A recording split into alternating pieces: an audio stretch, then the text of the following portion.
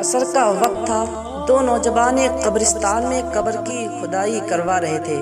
ایک کا نام احسن اور دوسرے کا نام زین تھا۔ یہ قبر ان کے دوست راشد کی تھی۔ احسن راشد کا کزن بھی تھا، جبکہ زین ان دونوں کا دوست تھا۔ ایک ہفتے بعد راشد کی شادی ہونے والی تھی، لیکن خاندانی دشمنی کی بنا پر راشد کو قتل کر دیا گیا تھا۔ جس گھر میں خوشیوں کا ماحول تھا، وہاں غم کا ماتم چھا گیا۔ راشد کے ماں باپ کی تو جیسے پوری دنیا ہی اجڑ گئی ہو۔ شادی کی تیاریاں چھوڑ کر لوگ راشد کی تدفین کی تیاریاں کر رہے تھے۔ اس گھر پر تو جیسے قیامت ٹوٹ پڑی تھی۔ قبر کھودنے والے نے قبر مکمل کھود دی اور پھر ان دونوں لڑکوں سے کہنے لگا، سنو بیٹا، جب جنازہ آ جائے تو مجھے آواز دے دینا، میں ذرا اپنی جھوپڑی میں آرام کر لوں۔ یہ کہہ کر وہ بوڑھے چاچا اپنی جھوپڑی کی طرف چل دیے۔ احسن نے اپنے کانپتے ہوئے ہاتھوں سے گھر پر فون ملایا اور پوچھنے لگا کہ ابھی میت آنے میں کتنی دیر باقی ہے، اور وہ یہ باتیں کہہ کر رو دیا، کیونکہ ان تینوں کی آپس میں گہری دوستی تھی۔ احسن غم سے نڈھال تھا۔ دونوں قبر کے پاس ہی میں کھڑے تھے۔ جیسے جیسے شام ڈھل رہی تھی، اندھیرا بڑھتا جا رہا تھا، لیکن زین اپنی الگ سوچوں میں گم تھا۔ احسن نے جب اسے اپنے پاس بلایا تو وہ احسن کے پاس جا کر اس سے کہنے لگا، یار، رات کے وقت قبرستان میں کتنا ڈر لگتا ہے۔ یہ تو مردوں کی ہی ہمت ہے کہ یہاں پر رہ پاتے ہیں، ورنہ زندہ انسان تو یہاں کے خوف ہی سے مر جائے۔ میں تو یہ سوچ رہا ہوں کہ کیسے فرشتے مردوں سے سوال کرتے ہوں گے اور کیسے وہ قبر میں آتے ہوں گے۔ زین یہ باتیں کر ہی رہا تھا کہ اتنے میں اس کے موبائل پر بیل بجی۔ اس نے جیسے ہی اپنے جیب سے فون نکالا، اچانک اس کے ہاتھ سے فون چھوٹ کر قبر میں گر گیا۔ احسن اس کی طرف غصے سے دیکھنے لگا، کیونکہ یہ زین کی عادت تھی۔ وہ ہمیشہ ایسی ہی الٹی سیدھی حرکتیں کیا کرتا تھا اور ہمیشہ مذاق کیا کرتا تھا، لیکن اس نے کہا، اس میں میری کوئی غلطی نہیں ہے، یہ تو میرے ہاتھ سے پھسل گیا، ذرا میری مدد کرو، میں اپنا فون اٹھا لاؤں۔ یہ کہہ کر زین راشد کی مدد سے قبر میں اتر گیا اور اپنا فون اٹھا لایا۔ اس کے بعد وہ دونوں ایک دور پتھر پر جا کر بیٹھ گئے اور راشد کی میت کے آنے کا انتظار کرنے لگے، مگر زین کے دماغ میں کچھ اور ہی چل رہا تھا۔ اس کی نظر قبر کے پاس رکھی ہوئی 4 صلیبوں پر پڑی۔ وہ احسن سے کہنے لگا، احسن، کیا تم یہ صلیبیں ایک ایک کر کے اٹھا سکتے ہو؟ احسن نے کہا، ہاں، مگر کیوں؟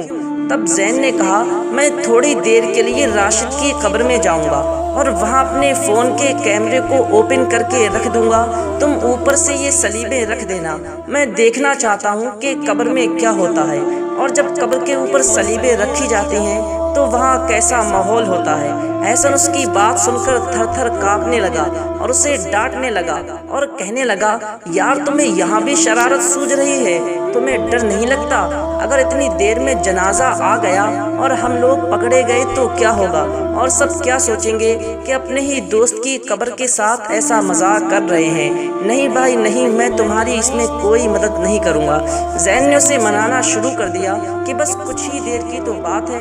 احسن نے لاکھ منع کیا، مگر زین نے اس کی ایک بھی نہ سنی اور ضد کرنے لگا اور کہنے لگا، اچھا، یہ میری آخری شرارت ہوگی، تم میری اس بات کو پورا کر دو، اس کے بعد میں کبھی بھی کوئی شرارت نہیں کروں گا، پھر تم یاد کرو گے میری شرارتوں کو۔ زین کے اتنا منانے پر احسن مان گیا اور زین بالکل بے خوف ہو کر راشد کی قبر میں اتر گیا اور اپنے موبائل کے کیمرے کو اوپن کر کے بیٹھ گیا۔ اس کے بعد احسن نے ایک ایک کر کے صلیبیں اس کے اوپر رکھنا شروع کر دی۔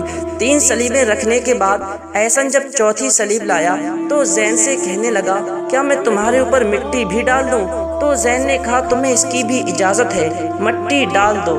تو احسن نے تھوڑی سی مٹی ڈالی اور چوتھی صلیب بھی قبر پر رکھ دی اور دور جا کر بیٹھ گیا۔ احسن کا تو خوف کے مارے برا حال تھا کہ کہیں لوگ جنازہ لے کر آ گئے تو کیا ہوگا۔ یہ سوچ کر وہ ایک دم اٹھا اور قبر کے نزدیک گیا اور زین کو میسج کیا کہ کہو تو اب صلیبیں اٹھا لوں، لیکن کوئی جواب نہ آیا۔ کچھ دیر انتظار کرنے کے بعد پھر دوبارہ میسج کیا، مگر پھر بھی کوئی جواب نہ آیا۔ تو احسن نے زین کے فون پر کال کی تو زین کا فون سوئچ آف جا رہا تھا۔ اب احسن ڈر گیا کہ کہیں زین کو کچھ ہو تو نہیں گیا۔ یہ سوچ کر اس نے صلیبیں اٹھانا چاہی، لیکن صلیبیں اس سے نہ اٹھیں۔ یہ وہی صلیبیں تھیں جو کچھ دیر پہلے احسن نے آسانی سے اٹھا لی تھی مگر اب ہلنے کا نام بھی نہیں لے رہی تھی۔ احسن بوڑھے چچا کی جھوپڑی کی طرف بھاگتا ہوا گیا اور انہیں ساتھ میں لے کر آیا۔ جب بوڑھے چچا قبر کے پاس آئے تو انہوں نے کہا، جنازہ تو نہیں آیا، تم نے مجھے ابھی کیوں بلایا؟ تو بوڑھے چچا سے احسن نے سارا معاملہ بیان کر دیا۔ بوڑھے چچا کے بھی ہوش اڑ گئے، انہوں نے بھی سلیبیں اٹھانا چاہی لیکن سلیبیں ان دونوں سے مل کر بھی نہ اٹھیں۔ اب احسن رونے لگا اور روتے روتے اس نے اپنے بڑے بھائی کو فون کیا اور سب کچھ بتا دیا۔ احسن کا بڑا بھائی جلدی سے قبرستان آیا۔ اتنی دیر میں احسن غم سے نڈھال ہو کر بے ہوش ہو گیا۔ جب احسن کا بڑا بھائی قبرستان میں پہنچا اور اس نے سارے معاملے کا جائزہ لیا، جو کچھ بوڑھے چچا کو پتا تھا انہوں نے بتا دیا، کیونکہ احسن تو بے ہوش پڑا تھا اور سارا معاملہ وہی جانتا تھا۔ ان دونوں نے جلدی جلدی راشد کے لیے دوسری قبر کھود دی۔ احسن کے بھائی نے زین کے گھر والوں کو اس سارے معاملے کی خبر کر دی۔ اس کے بعد تو جیسے کوہرام مچ گیا۔